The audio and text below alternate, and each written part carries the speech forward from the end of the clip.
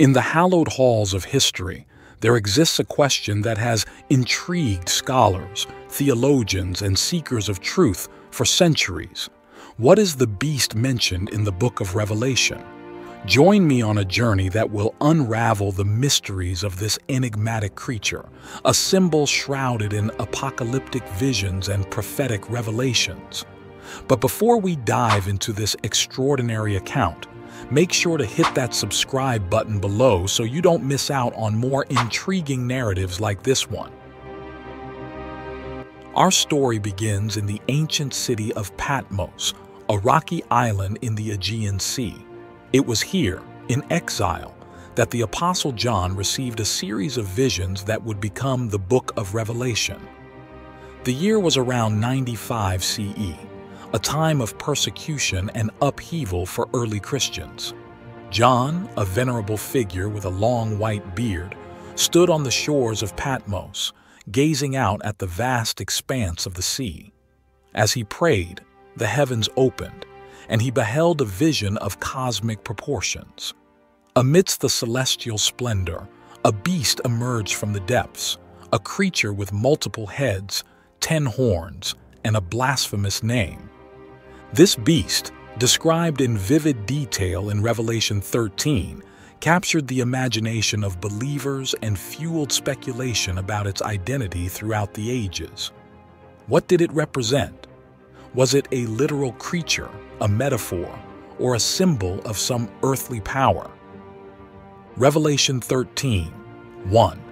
And I stood upon the sand of the sea and saw a beast rise up out of the sea, having 7 heads and 10 horns, and upon his horns 10 crowns, and upon his heads the name of blasphemy.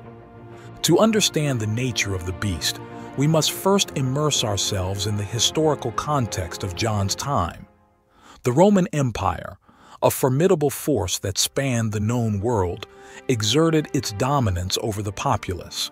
The emperors, powerful and often tyrannical figures, demanded divine worship, challenging the monotheistic beliefs of early Christians.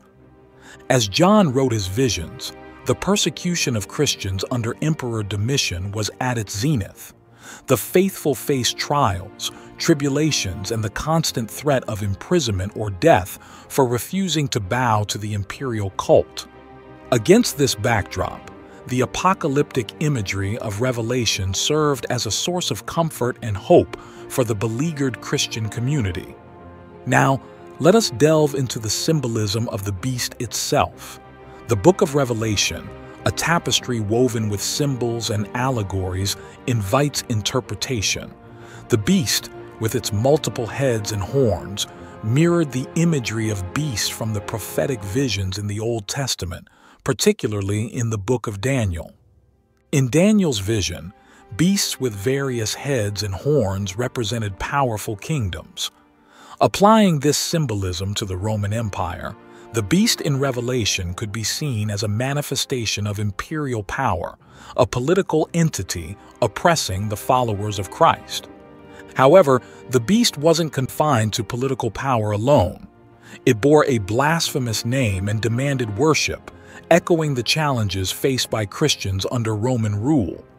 The beast then became a composite symbol, a representation of oppressive political regimes, religious persecution, and the cosmic struggle between good and evil. As the centuries unfolded, interpreters of Revelation sought to identify the beast with specific historical figures. Some pointed to Nero, the notorious emperor responsible for the persecution of Christians in the 1st century. Others looked to later emperors, tyrants, and even institutions that embodied oppressive power. During the medieval period, the beast took on new dimensions as scholars grappled with the complexities of their own times. The papacy, seen by some as a corrupt and powerful entity, became a contender for the identity of the beast. Theologians and reformers such as Martin Luther engaged in fierce debates over the interpretation of Revelation, further fueling the intrigue surrounding the beast. As the Renaissance dawned, so did a renewed interest in biblical scholarship. The printing press disseminated the Bible, including Revelation, to a wider audience. With this accessibility came a plethora of interpretations, each influenced by the political, religious, and social landscapes of the time. Fast forward to the Reformation, a period marked by theological upheaval and the splintering of the Catholic Church. Reformers like John Calvin and John Knox offered their perspectives on the identity of the beast, often viewing it through the lens of their critiques of the papacy and the established religious order. The beast continued to evolve in the minds of interpreters as the world entered the Age of Enlightenment. Rationalism and skepticism questioned the literal interpretation of biblical symbols, prompting some to view the beast as a metaphor for tyranny and despotism in general, rather than a specific historical entity. In the modern era, with the rise of secularism, interpretations of the beast have diversified. Some see it as a representation of totalitarian regimes, others as a symbol of the destructive power of ideologies like fascism and communism. The ambiguity of the symbolism allows for a broad range of interpretations, each influenced by the unique challenges and fears of the time. Now, as we stand at the crossroads of the 21st century, the question lingers: what is the beast in our context? In an era marked by geopolitical tensions, technological advancements, and cultural shifts, the symbolism of the beast in Revelation remains relevant. Some may point to the rise of authoritarian regimes, others to the pervasive influence of technology and surveillance. The specter of religious persecution persists, and the cosmic struggle between good and evil continues to unfold in the complex tapestry of human history. In our quest for understanding, let us not forget the primary message of Revelation, a message of hope and resilience in the face of adversity. The beast, with all its heads and horns, is ultimately defeated by the Lamb, symbolizing the triumph of good over evil. As we conclude our exploration of the beast in the book of Revelation, I invite you to reflect on its enduring significance.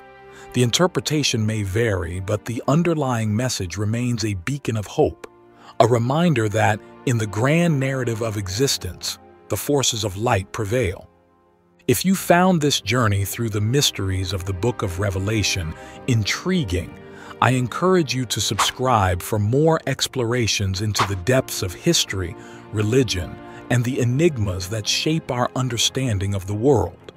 As we unravel the threads of the past, may we gain insights that illuminate the path ahead. Until next time, may your quest for knowledge be as relentless as the search for truth within the pages of ancient texts.